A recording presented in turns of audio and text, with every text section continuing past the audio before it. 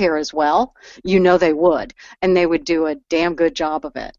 And instead, we said, no, let's push it to the government because the government does better. And that's wrong. That was the absolute wrong direction to take our crippled and crippling healthcare system. Because, yes, we all agree on both sides of the aisle, we all agree that the healthcare system was screwed up and it needed to be fixed. What Obamacare did was it took the fix in the absolute wrong direction. Single payer is not the right solution for America. At most of the nations that have single payer, they're realizing it's not the right solution for any country. It's taken England, 50, 60 years to figure that out. But if we could go more free market, then prices would drop because doctors would be competing for our services. They'd be competing for our dollars. They wouldn't, and insurance providers would be competing for our business. And we just had Dr. Shanker dial in because he's going to give us his opinion. Yay! I want to step in and say one thing before we unleash the doc here.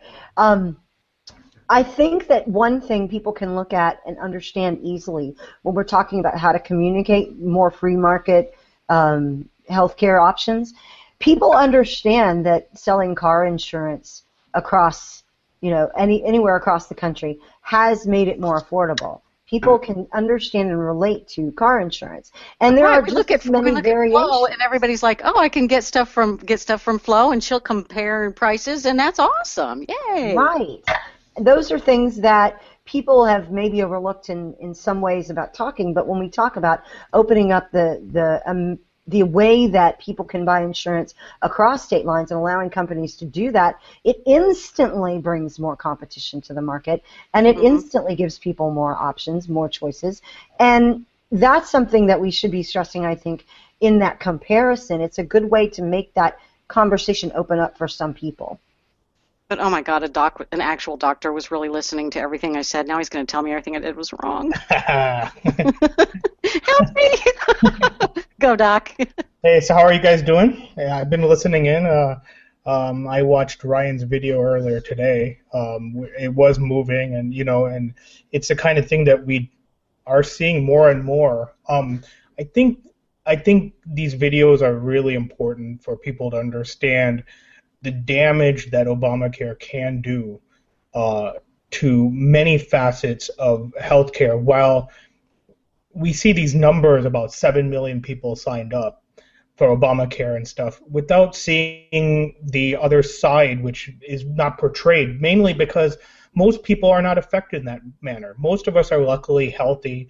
We don't use our healthcare all that much, and we aren't confronted by these major healthcare bills. So you think about Ryan's situation with somebody who doesn't use healthcare, and then they're like, well, that $11,000 deductible doesn't matter to me because I don't use healthcare. So my premium is cheaper, so I saved money.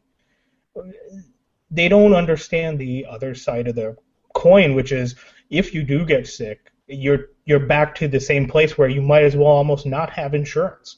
You might as well be in a position where you end up, ending up on Medicaid or, through the charitable system through hospitals and things like that.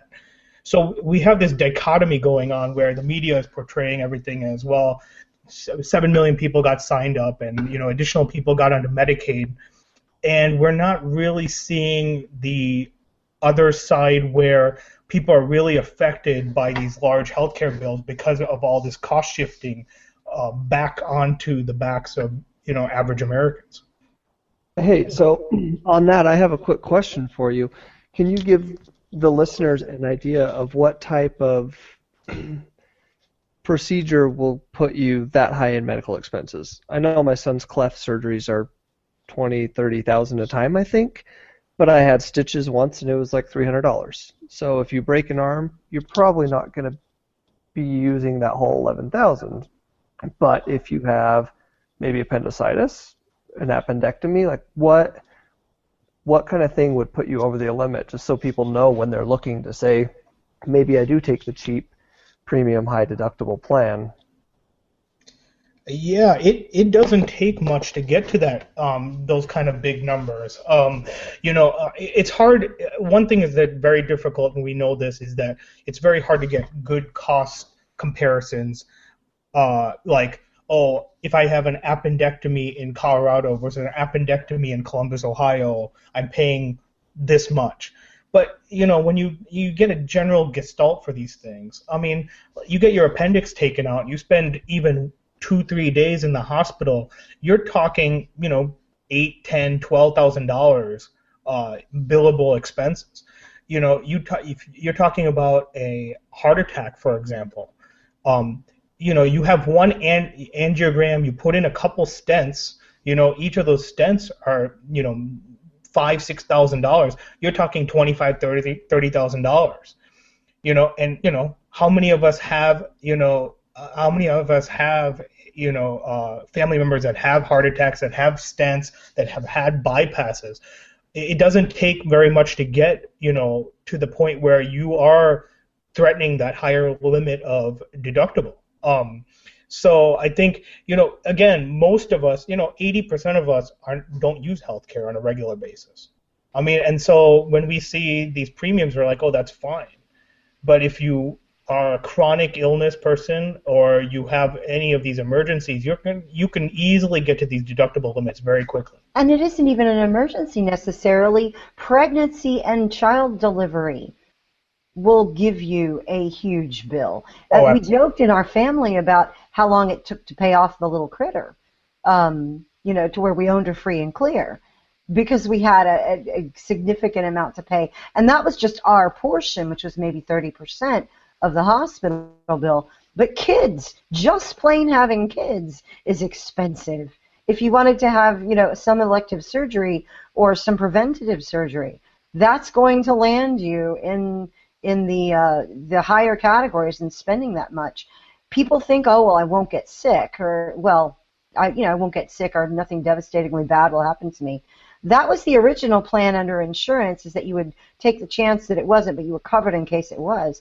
But that was also when you had more simple plans, I think, instead of these, you're going to meet this huge deductible and then maybe we'll pay some of your bills after that. It seems to me the more affordable way to do it, as it's structured for people like Ryan, is not buy insurance, sock that money away that you would have spent, and hang on to it for emergencies when you actually pay cash for your health care. And that's what Leslie was saying last week about getting to a health plan or a health delivery system that was much more free market. What's your thought on that? I'd love to hear you address that sort of, is this going to drive us closer, do you think, to a free market healthcare system? The more I look at this, the more I think this may end up all being a good thing. Because what we're going to be confronted with is the hidden costs of government healthcare, which we've been hiding for decades now.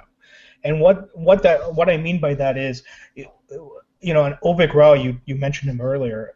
He talks about this all the time, where half of our healthcare system for many, many years has been socialized between Medicare and Medicaid, and we hide from that fact.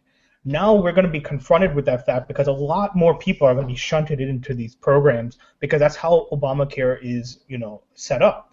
So now these people are going to be into the system, and now we're going to have to figure out a way for paying these people. Before, we had the private healthcare system subsidizing many of these costs. Medicare and Medicaid were paying much lower rates than the insurance companies, and so the insurance companies were paying high rates, and that's how hospitals were able to stay afloat. Well, now insurers have no reason to do that. They're going to solely, as the exchanges force people to pay less and less premiums, relative to other premiums, they're going to have no reason to reimburse hospitals at a much higher rate than Medicare and Medicaid. So now the government is going to be forced to pay those same kind of rates. If you have that kind of inflation in government spending in healthcare over the next 5-10 years, you're going to see a massive explosion in government debt. And this is something that it's been a hidden cost for many years, and now it's not hidden anymore because of Obamacare. I think ultimately there's going to be two things. One is we haven't seen the employer and individual mandate kick in yet. And when that kicks in, and if people are actually going to, I'm dubious of whether Obama will ever let the mandate. Did we We lose just him? lost his audio. Oh. That's a radiologist for you. And you know what? I don't think I introduced Dr. Shanker for our audio listeners. That's Pradheep Shanker. He's with the Conservative Union. He is a radiologist in Columbus, Ohio, or Cincinnati. It's one of those places north of here. I don't really pay that much attention. It's Ohio. It's not And Texas. That's all. It's you not Texas. It's north of Texas. And also, just FYI, he is a fan of Ovik Roy, but Felicia and I have actually had our picture taken with Ovik. So Yep. he may So be a you're- doctor and everything, but we're still better. Eat So that. he's a fan, and you're fangirls. I get it. Well, it was funny because he looked so confused when we went up to him and said hello and asked to take a picture with him. He's like, "What? Who are these chicks?" But when we mentioned Shanker, it was like, "Oh, okay, it's cool." He was like, Yeah, because he knew him from Twitter. They tweet back and forth and stuff. And Pradheep Shanker gets his tweets posted to Twitchy a lot, stuff like that. So He's if you also haven't been- yet. I was going to say he's also been on the afternoon show thing that Brett Bret Baier does on FoxNews.com. So he's been Right. featured there as well. Yeah, he's like a celebrity and He stuff. literally hangs out. Google hangs out with Bret Baier. Yeah, literally. Update your 6 degrees of Brett Baier now, folks, because we're. And if Brett Baier knows Kevin Bacon, we're all so in. We're like 1 degree closer to Kevin Bacon. And what's really cool is apparently his microphone doesn't work, so we can talk about him, and he can't defend himself now. So that's just best yeah, show ever. there we go. He should be back now. Oh, great. Now he just cloned himself. This whole medical thing is getting scary. You can't have too many of me, So You need to get that evil laugh going to get a real clone thing going, though. yeah, my internet is a little weird tonight. Who knows what's going on? But I was in the middle. Healthcare.gov is in your internet. Yeah. It's Obama getting involved with internet. Hello, NSA. Yeah, exactly. I was ranting about private care and where we're going. I think as government healthcare takes up more of the marketplace, we're going to be forced to find new alternatives to shunting people away from Medicaid and giving them alternatives in the marketplace. Even if we have to subsidize them, this would be a better improvement over the Medicaid system that we have today, which is a complete disaster. I mean, and liberals are very much against letting poor people have choice and letting poor people make choices for themselves. I think it's going to be very interesting to see if conservatives can tap into that and show that poor people can make cost decisions as well as anybody else can in this society. Well, we have very good proof of that already in that when we're looking at situations like the welfare cliff, where you have a level beyond which it becomes unprofitable to obtain a job because it can't at a certain level compete with public assistance. You've seen that chart. We've all seen that chart about the welfare cliff that once you get to a certain point, benefits just are more, you get more and you can take care of more by not having a job, the benefit. People in poverty make economic decisions that are right for themselves every day, and that is one I have always argued that has been a proper financial decision for a person in poverty to make, provided that they don't have the idea that they need to work for some self-realization reason. They make economic decisions quite skillfully every day. It's not an economic ignorance issue of general economic principles. It might be a lack of understanding of the details of this particular situation. I think that's right. I think we've. I mean, obviously, healthcare is a very complicated thing, but at the same time, we make it out. One of the reasons why it's become overly complicated is because the government system is forced to become overly complicated. I mean, you look at the billing system. There isn't a physician in this country that can explain it to you. Talk about an absurd system where neither the provider nor the customer can explain what costs are or how the payment system works. Until we simplify that and allow people, understanding of what they're actually paying for and what they're getting for that money, we're always going to